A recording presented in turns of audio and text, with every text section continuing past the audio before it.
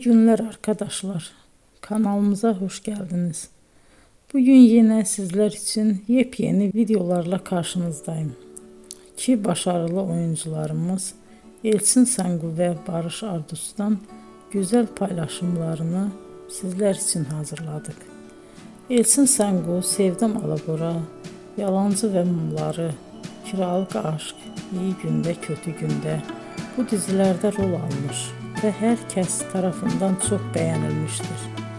Biz de Elçin Sangu ve Barış Ardus'tan en güzel sempatik fotolarını sizler için hazırladık.